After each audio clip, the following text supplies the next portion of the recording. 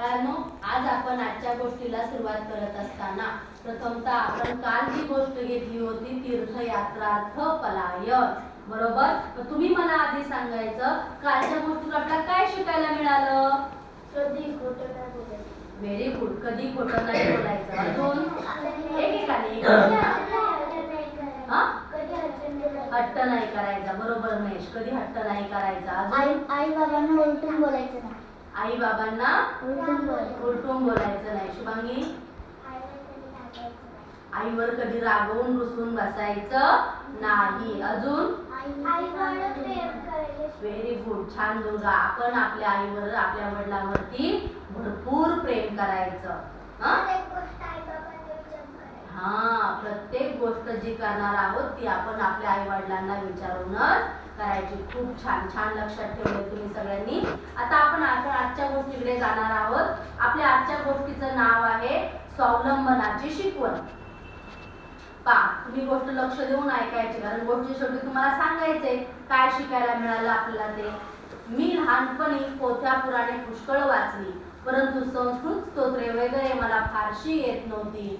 प्रणम्य शिरसा देवम अनंतम वासुकीम शेषम अच्युतम केशवम विष्णू अशी 2-4 लहान सहान स्तोत्रच येत होती.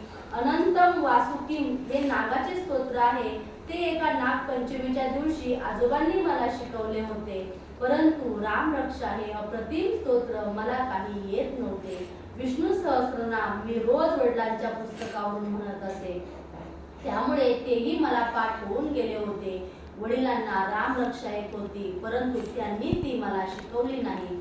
रामरक्षेचे पुस्तकही आमच्याकडे नव्हते. मी लहानपणी रामाचा भक्त असल्यामुळे रामरक्षा आपल्याला येऊ नये याचे मला वाईट वाटे.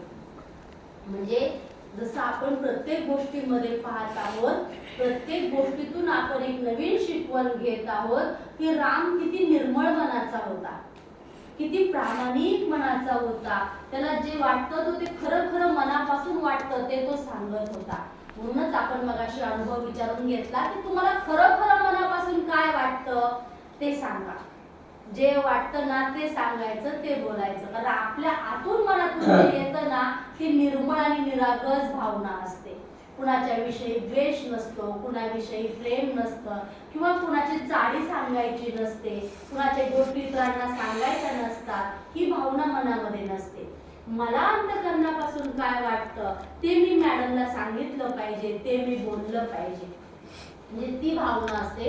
तशीच भावना श्याम प्रामाणिकपणे सांगतो की मला विष्णू सहस्रनाम येत होतं, कारण त्याचं पुस्तक आमच्याकडे होतं आणि मी ते रोज वाचायचो, म्हणायचो, त्यामुळे ते स्तोत्र मला येत होतं. पण मला रामरक्षा म्हणायची आवड होती, पण मला रामरक्षा म्हणता येत नव्हती आणि ह्या गोष्टीचं मला खूप वाईट वाटतं. म्हणजे एखादी गोष्ट आपल्याला येत नाही याची वाईट वाटणं, याची जाणीव असणं फार महत्वाचं आहे बाळांनो. स्तोत्र पाठ करणं, श्लोक पाठ करणं, इतरांना दिखाव्यासाठी करणं त्यासाठी नाहीये. आपण जे शाळेत श्लोक म्हणतो, जेवणाआधीचे श्लोक म्हणतो, सकाळी उठल्या उठल्या जे म्हणायचे असतात ते श्लोक आपण म्हणतो, किंवा रात्री झोपण्याचे श्लोक असतात ते आपण घेतो. परंतु ते सगळे घेत असताना, म्हणजे ते सगळं म्हणत असताना की कधी आपल्याला असं वाटलं का की आज सकाळी मी झोपेतून उठल्या उठल्या जो कारागृह बसते लक्ष्मी मला श्लोक घ्यायचा होता, मी म्हटलोच नाही आणि मला आज दिवसभर खूप वाईट वाटतंय की मला माझ्याकडे श्लोक म्हणणंच झालं नाही.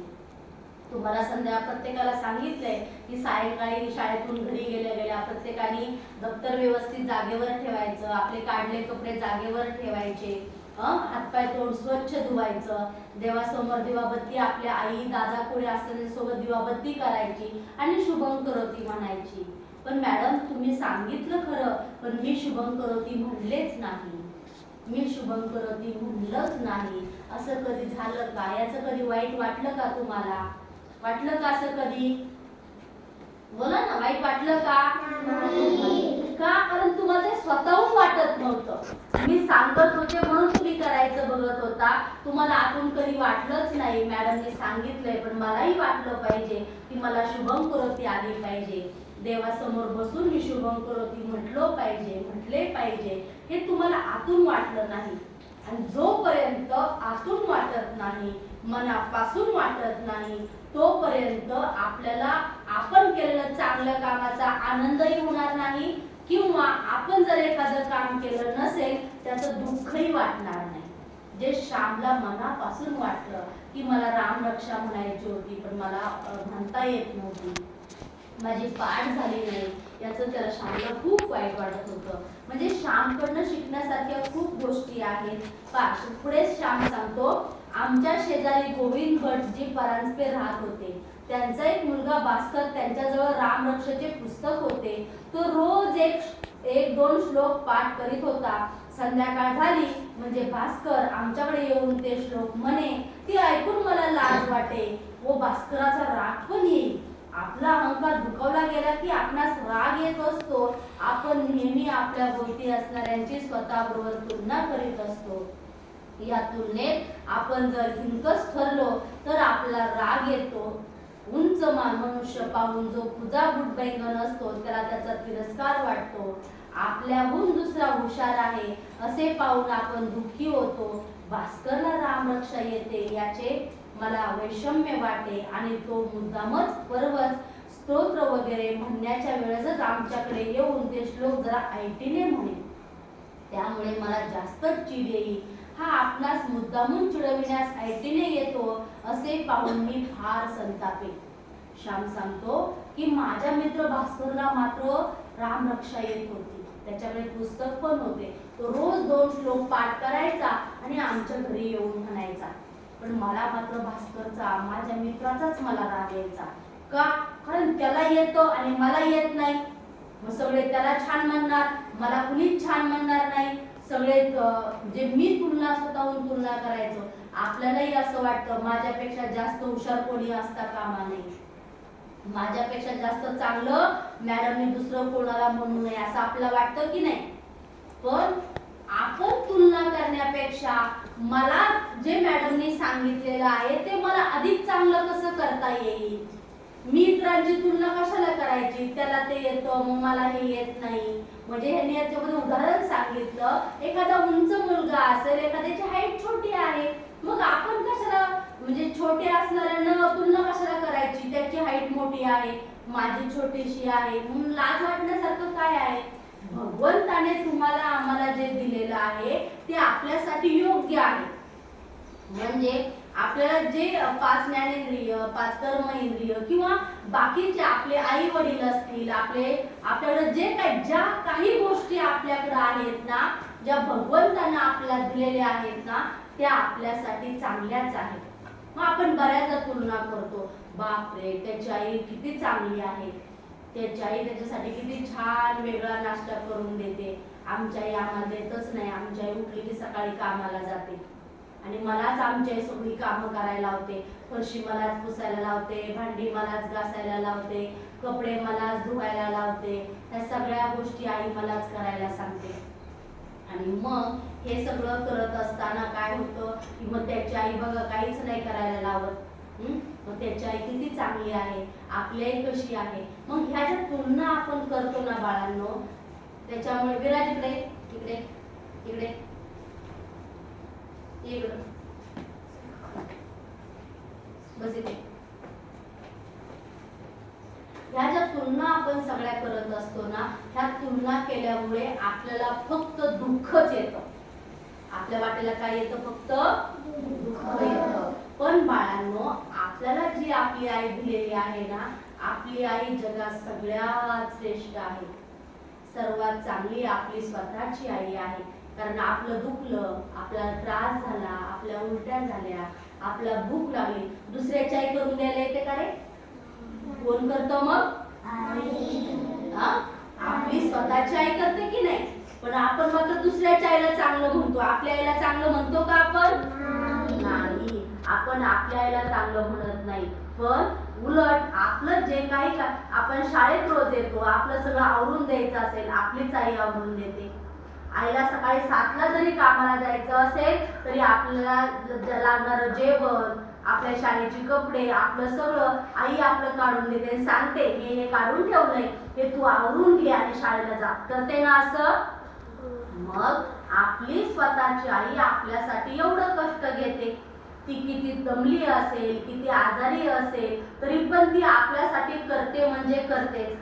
मग आपण मात्र दुसऱ्याच्या आईला चांगलं म्हणतो, त्यांची आई किती चांगली आहे म्हणतो. हे का करतो? आपण तुलना करतो आणि तुलना केल्यामुळे फक्त आपल्याला दुःख येतं. म्हणून आजपासून आपण काय करायचं की आपली आई आहे ती आपल्यासाठीच योग्य आहे आणि आपली आई जगात सगळ्यात सुंदर आहे. आपली आई सगळ्यात चांगली आहे. दुसऱ्याच्या आईपेक्षा माझी आई चांगली आहे. याचा दुसऱ्याच्या आईला नाव ठेवायचं, दुसऱ्याच्या आईला शिवाय द्यायचं असं आहे का?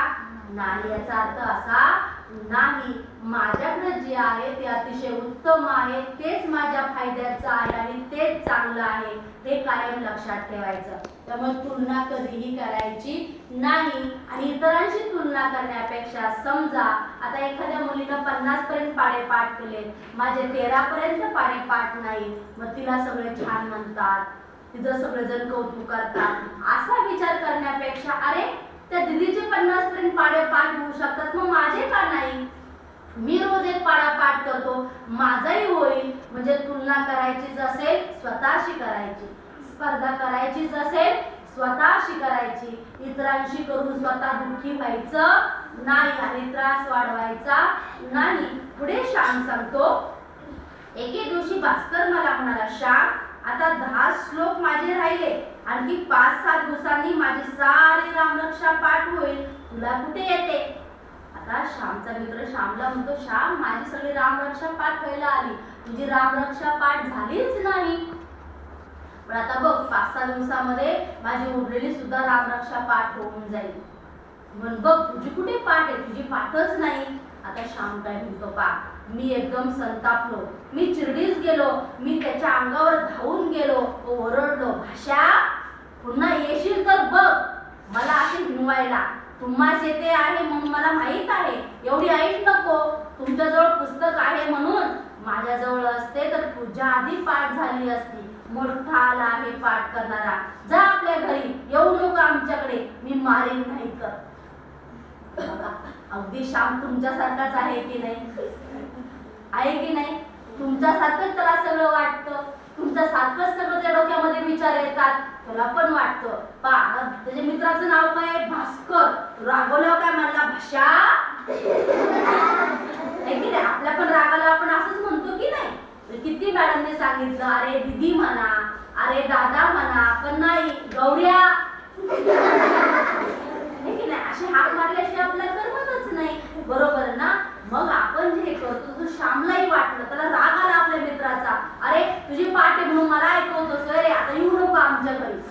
कारण तू आमच्या घरी आलास, तुझी पाठ आहे आणि माझी पाठ नाही म्हटलं, माझे भाऊ मला ओरडणार, भाऊ म्हणजे वडील, मला आई रागवणार, त्याची पाठ झाली, तुझी कशी अजून पाठ झाली नाही, मग आपला अपमान होईल, आपल्याला कमीपणा येईल. म्हणून श्याम म्हणतो, याद राख, पुन्हा जर माझ्या घरी आलास तर मारीनच तुला. आपण पण असं करतो. जी हुशार मित्र आहे, हुशार मैत्रीण आहे, ती अभ्यास सांगायला आपल्याला आवडत नाही, पण एखादा खेळकर मित्र आला खेळायला आपल्याला किती आनंद होतो. त्याला म्हणतो का आपण, उद्या जर मला खेळायला बोलवायला तर मारीनच बघ, असं म्हणतो का? उलट काय सांगतो,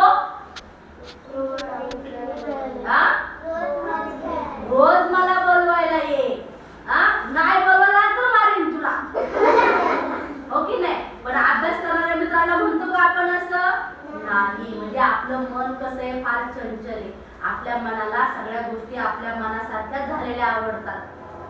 जिथं मला त्रास वाटणार नाही, जिथं मला कष्ट करावं लागणार नाही, अशा गोष्टी मनाला आवडतात.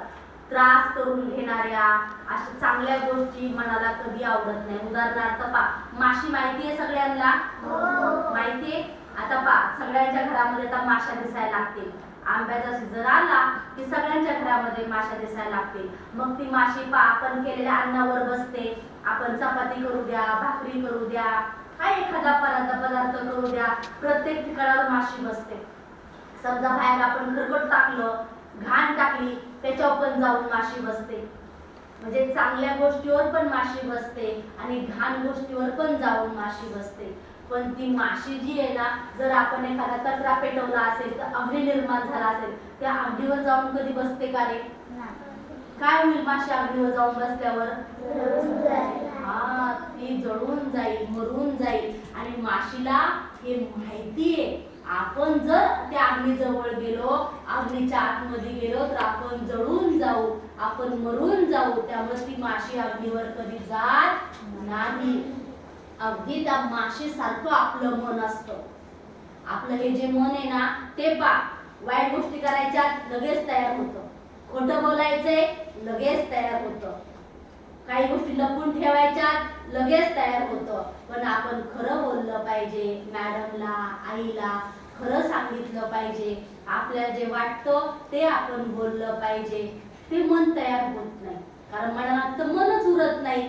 ज्यावेळेस आपण खरं बोलतो, प्रामाणिक बोलतो, आईने सांगितलं त्याप्रमाणे वागतो, मॅडमने सांगितलं त्याप्रमाणे वागतो, त्यावेळेस तिथं ते मन उरत नाही, ते भगवंत स्वरूप होऊन जातं. त्यामुळे भगवंत असा कुठेतरी विठ्ठलाची मूर्ती ठेवली तिथे भगवंत आहे, गणपती मूर्ती ठेवली फक्त त्या मूर्तीमध्येच भगवंत आहे, इथं देऊळ बांधलंय त्या देवळामध्येच भगवंत आहे, असं नाही बाळांनो.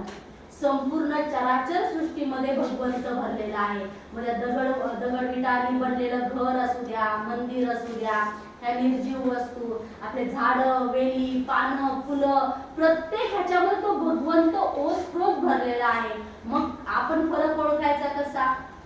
कारण ज्यावेळेस आपलं मन चांगल्या गोष्टी करायला तयार होतं, म्हणजे आपलं मन भगवंत स्वरूप झाले. आणि जेव्हा मन वाईट गोष्ट करायला तयार होतं, म्हणजे आपलं मन राक्षस प्रवृत्त झाले. कुठे राक्षस बघायचा आणि कुठे भगवंत बघायचा? राक्षस असा वेगळा कोणता नाही आणि भगवंत असा वेगळा कोणता नाही. म्हणून आपलं मन सुद्धा त्या माशीसारखं आहे, चांगल्या गोष्टी करायला कधीच तयार होत नाही. आज मॅडमनी सांगितलंय, एवढा अभ्यास दिलाय, मी आज एवढा अभ्यास करणार आहे, पण मन तयार होत नाही. मन म्हणतं आपण खेळूया, हे काम करूया, ते काम करूया, असं मन तयार होतं. पण अभ्यास करायला, प्रामाणिकपणे वागायला, प्रामाणिकपणे बोलायला मन तयार होत नाही. त्यावेळेस ते मन राहणार नाही, ते भगवंत स्वरूप होऊन जाणार आहे. पुढे श्याम सांगतो, आमची शब्दाशब्दी व बाचाबाची ऐकून आई बाहेर आली. तिने भास्करला विचारले, काय रे झाले भास्कर, श्यामने का तुला मारले? भास्कर म्हणाला, श्यामची आई, मी नुसते म्हटले की आणखी 5-7 दिवसांनी सारी रामरक्षा माझी पाठ होईल, तर तो एकदम चिडून माझ्या अंगावर धावून आला, म्हणे तुला मारीन नाहीतर चालता हो. आई माझ्याकडे वळून पाहिले. होय का रे श्याम, असे आपल्या शेजाऱ्यांना म्हणावे का? तू 4दा त्याच्याकडे जाशील? मी रागातच म्हटले, तो मला मुद्दाम हिणवायला येतो, तुला कुठे येते रामरक्षा, असे मला हिणवीत तो म्हणाला. विचार त्याला, त्याने असे म्हटले की नाही, जसं अगदी साळसूत, स्वतःचे काही सांगत नाही, खोटारडा कुठला. आता असं त्यांचं भांडण चाललेलं असताना, चिडाचिडी चालली असताना आई बाहेर येते. आई ऐकते. आई म्हणते, काय झालं भास्कर, श्यामने मारलं का? भास्कर म्हणतो, पहा ना श्यामची आई, तुमचा श्याम मला मारतो आहे. त्यावेळेला श्याम म्हणतो, आई अगं मी त्याला उगाचच नाही मारवतो, तो काय मला चिडवतो, त्याची रामरक्षा पाठ आहे आणि माझी पाठ नाही म्हणून तो मला चिडवतो. म्हणून मग आई त्याला काय सांगते की मग तू त्याच्या घरी जातोस की नाही? मग त्याला कसं सांगतो आपल्या घरी येऊ नको, आणि त्याला का मारतो बरं तू? असं मारायचं नाही. आता याच्या पुढे जाऊन आई काय म्हणते? आई म्हणाली, मला रामरक्षा येते, मग तुला येत नाही असे त्याने म्हटले. त्यात त्याने काय रे चिडवले? खरेच त्याने सांगितले ना, आपल्याला कमीपणा दाखवला म्हणून रागवावे कशाला, तो कमीपणा दूर करावा, तू सुद्धा रामरक्षा शिकावी असे भास्करला वाटते, म्हणून तो तुला चिडवितो. राम विजय हरी विजय पुन्हा पुन्हा वाचतो, पण रामरक्षा पाठ का नाही करत? मी म्हणालो, भाऊ शिकवीत नाही, मग जवळ पुस्तक नाही. आई म्हणते, भास्कर चुकीचं काय म्हणतो रे? आपला मित्र आहे, तो आपल्याला चुकीचं शिकवणार नाही. तो म्हणतो उलट, माझी पाठ झाली, तू का नाही पाठ कर, तुझी पण पाठ कर. असा मित्र आपल्या सोबत असावा, अशी मैत्रीण आपल्या सोबत असावी, जी आपल्याला चांगल्या गोष्टी सांगेल, आणि जी आपल्याकडनं चांगल्या गोष्टी करून घेईल. कारण आपली संगत चांगली असेल तरच आपण चांगलं बनू. आपली संगत शिव्या देणाऱ्यांची असेल, खोटं बोलणाऱ्यांशी असेल, आई वडिलांचा अपमान करणाऱ्यांशी असेल, आपण पण तसंच वागतो बाळांनो.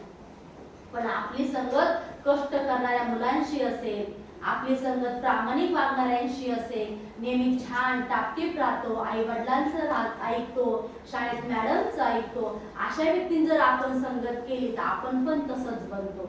मग संतही सांगतात, संगत करे साधू की तो हो जाए दो दो बार. म्हणजे जर आपण संतांची संगत केली तर आपण सुद्धा संत होऊन जाऊ. आणि संगत करे गधे की तो मिल जाए दो दो लाख. मग गाढवाबरोबर आपण लाखाच खावा लागतील की नाही? गाढवाला का सारखा मार खावा लागतो, मग आपला पण सारखा मारच खावा लागेल.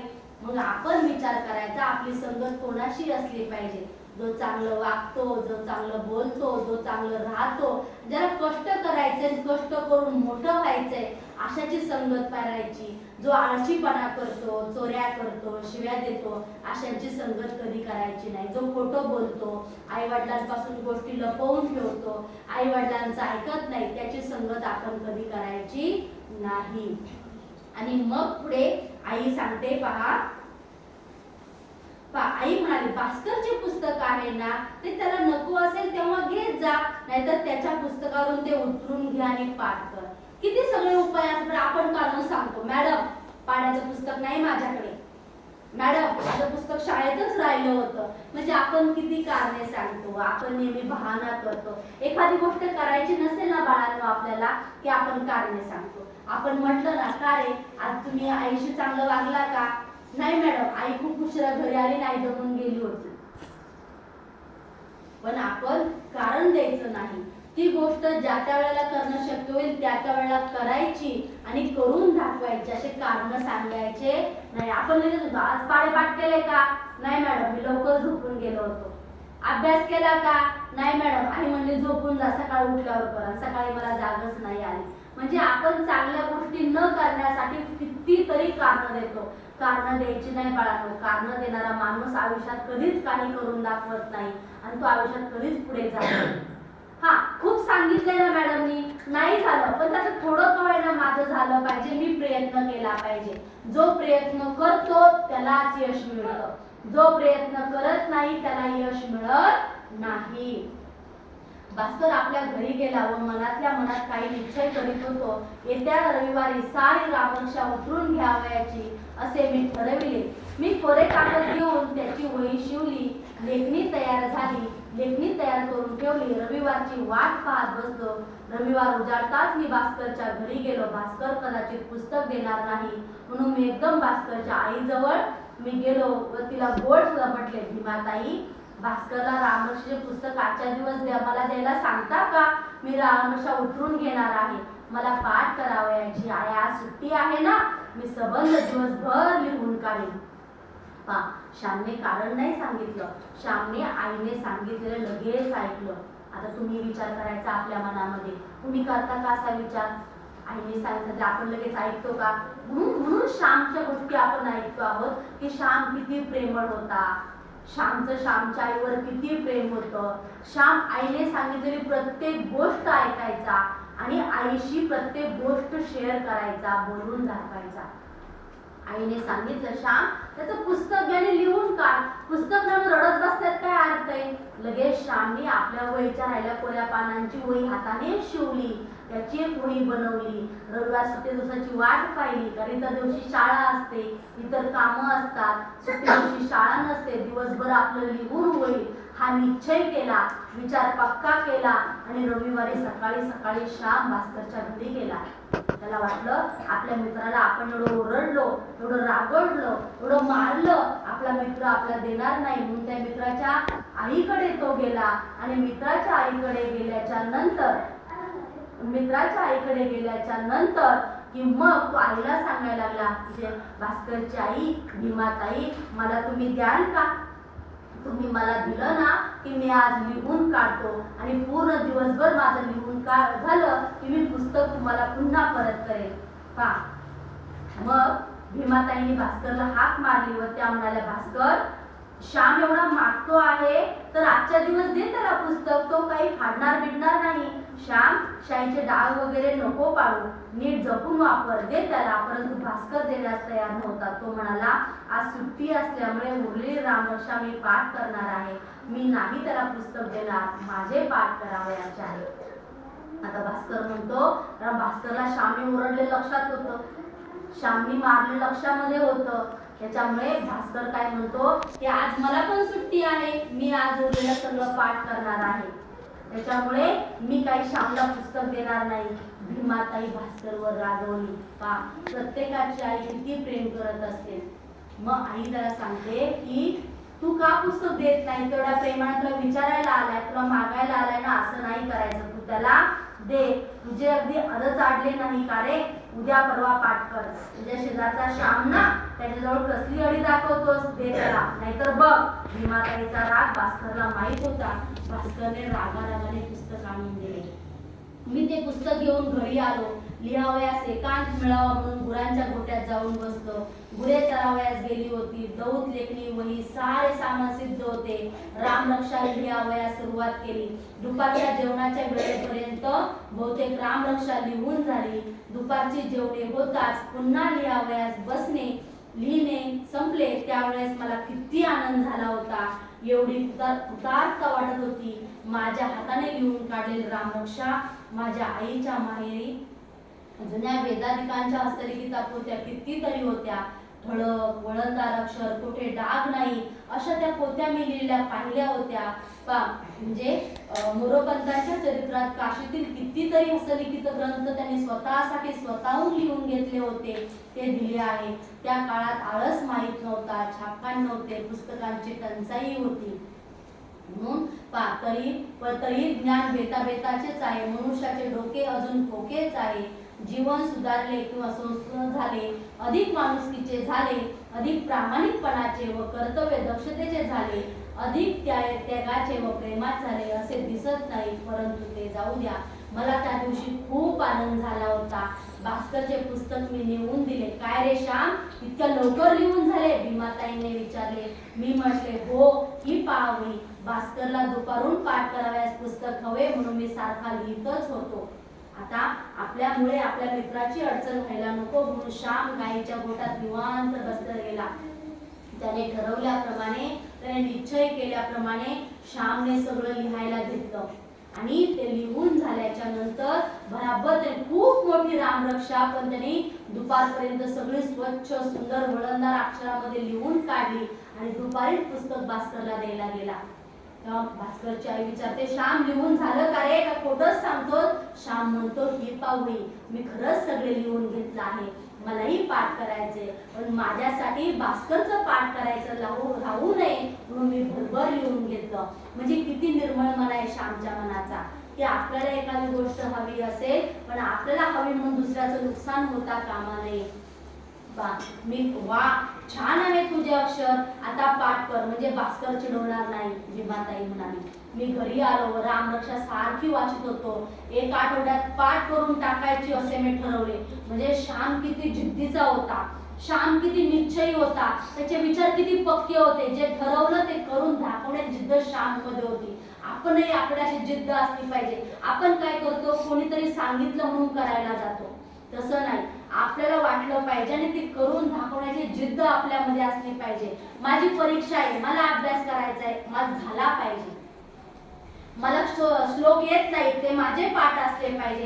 एखादं भजन मला येत नाही, ते माझं मला आलं पाहिजे, ते पाठ असलं पाहिजे आणि मी पाठ करून दाखवणार. मी ठरवलेलं तुम्ही ठरवत नाही का? ठरवता, परंतु तुमचं ते पूर्ण होत नाही. मला सांग बरं, असं कधी झालंय का? मॅडम, मी धडा वाचा ठरवला, पण धडा वाचून झाला का? नाही, कारण आपण जे ठरवलं ते करून कधीच दाखवत नाही. आणि हीच सवय लहानपणापासून लागते. मोठेपणी सुद्धा असंच होतं, जे आपण ठरवलं ते आपण कधीच करून दाखवत नाही. आणि शेवटी पूर्ण आठवड्याभरामध्ये श्यामनी रामरक्षा पाठ केली.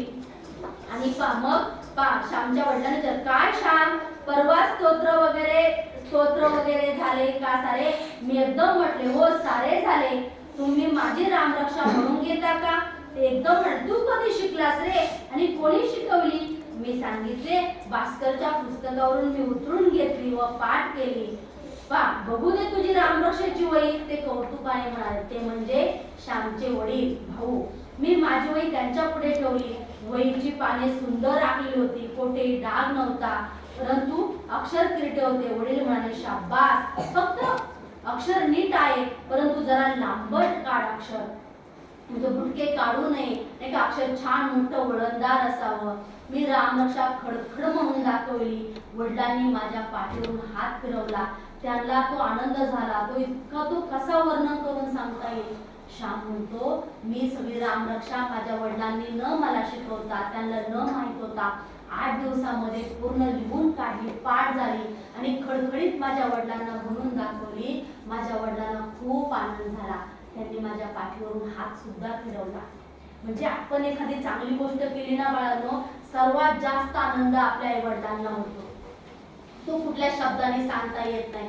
भले त्यांना तुम्हाला चांगलं केलं, तुम्हाला देण्यासाठी त्यांच्याकडे काही नसेल, ते फक्त शाबास एवढंच म्हणतील. कधी एका दिवशी चॉकलेट देतील, एका दिवशी खाऊ देतील, पण त्यांनी जो पाठीवरून हात फिरवला ना बाळांनो, त्याची तुलना कुठल्याच पैशामध्ये होऊ शकत नाही, अगदी लाख रुपयामध्ये पण होऊ शकत नाही. आणि एक लक्षात ठेवायचं, आपल्याकडनं एखादी चुकीची गोष्ट घडली ना, तर त्याचं सर्वात दुःख आपल्या आई वडिलांनाच होतं. आणि आपल्याकडनं एखादी चांगली गोष्ट झाली ना, त्याचा सर्वात जास्त आनंद फक्त आपल्या आई वडिलांनाच होत असतो. आई पा जेवढे होऊन वडील बाहेर गेले व मी आई जवळ गेलो. आई बघ कशी आहे माझी वही, मी तुला कुठे दाखवली होती, मी तुझ्यावर रागवलो होतो, असे प्रेमाने म्हटले.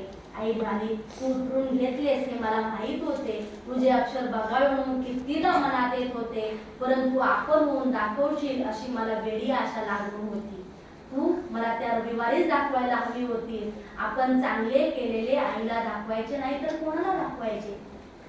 किती सुंदर आहे ना. म्हणजे आपण एखादी गोष्ट चांगली केलेली आपल्या आईला नाही मग कोणाला सांगायची? म्हणून मी तुम्हाला नेहमी सांगते की नाही, तुम्हाला जे वाटतं ना ते बोलायला शिका, ते माझ्याशी शेअर करायला शिका. तुम्ही माझ्याशी नाही शाळेत मग कोणाशी बोलणार? मग बोलत राहा, सांगत राहा.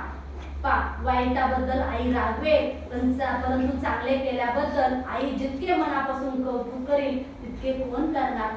जर तुम्ही चुकीचं केलं तर आई रागवणारच ना, पण जर तुम्ही चांगलं केलं तर आपल्या आईपेक्षा जास्त कौतुक आपलं चांगलं कोणी करू शकत नाही, कारण आपल्या आईपेक्षा जास्त आनंद कोणालाच होणार नाही बाळांनो. आपला मुलगा गुणी होत आहे याचा आनंद आईला किती होत असेल. तो माझा आनंद तू माझ्यापासून 8 दिवस लपवून ठेवला. रोज वाटे आज श्याम आपली वही मला दाखवेल, मी त्याला पोटाशी धरेल, परंतु श्याम आईवर रागवलास होय ना, आईला वही दाखवली नाहीस, बरे पण जाऊ दे.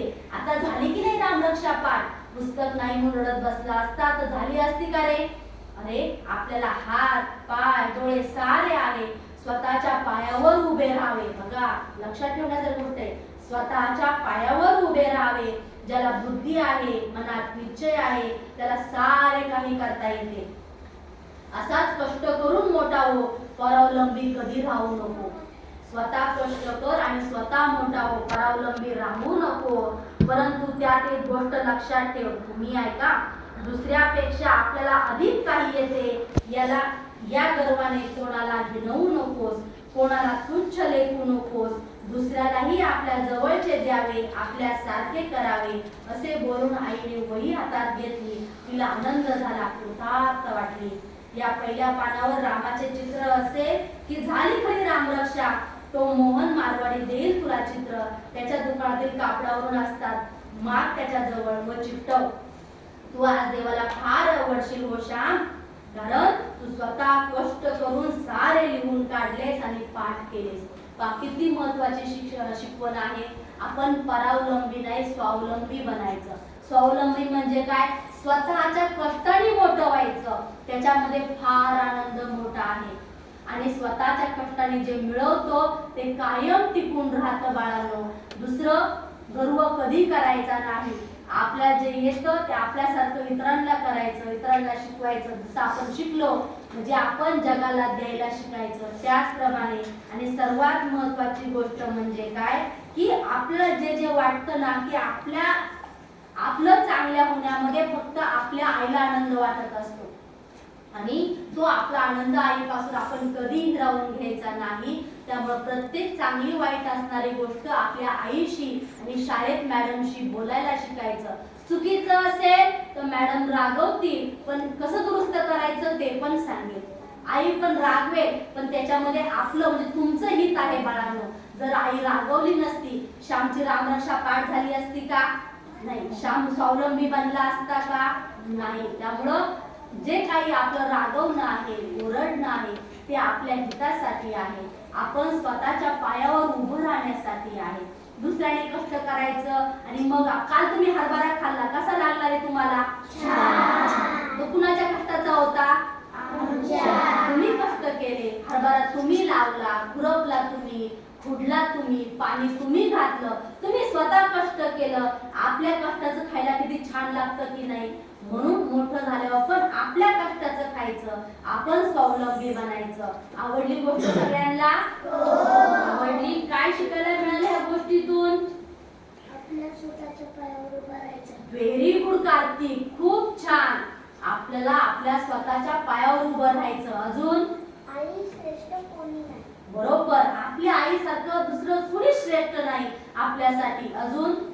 आईला शिवी नाही द्यायची. आईशी चुकीचं नाही वागायचं, चुकीचं नाही बोलायचं. अजून? शुभांगी? आपण जे ठरवतो ते बोलायचं. आपला निश्चय फार महत्वाचा आहे. आपण जे ठरवतो ते करून दाखवायचं. संध्या काय म्हणत होतीस? कोण सांगतंय? वैभवी बसूनच सांग. आणि जर का खवळ आपण त्याचं वाईट नाही करायचं, आपण त्याचं हे करायचं. आई कशासाठी खवळते? चांगल्यासाठी खवळते. एकदम छान. आई आपल्याला रागवली तर रुसून बसायचं नाही, आईवर राग धरायचं नाही, कारण आपलं हित त्याच्यामध्ये आहे. मम्मी पापा कहना पेरेंट्स ना झूठ के ना स्कूल जाने का. अच्छा ठीक आहे. आणि कोण का संध्या? कधी दिखावा करायचा. बरोबर. आपल्याला खूप वेगळं आहे या गोष्टीचा कधी दिखावा करायचा नाही. आईला कधी खोटं बोलायचं. Very good. कधी खोटं बोलायचं नाही. आईला कधी उलटून बोलायचं. उलटून कधी बोलायचं नाही. खूप छान, खूप छान. तुम्ही सगळ्यांनी एकदम मनापासून गोष्ट ऐकली, त्यामुळे गोष्टीतून काय शिकायला मिळालं हे तुम्हाला समजलं. पण बाळांनो सगळ्यात महत्त्वाचं जे समजलं त्याप्रमाणे वागायचं. जर तुम्ही वागला नाही तर काही उपयोगाचं नाही. त्यामुळे जे समजलंय तुम्हाला, जी चांगली गोष्ट तुम्ही शिकला फार अभिमानाची, पण त्याप्रमाणे प्रत्येकाने तसं वागलं पण पाहिजे बाळांनो. ठीक आहे. आपण पुढच्या नवीन गोष्टीमध्ये उद्या भेटूया.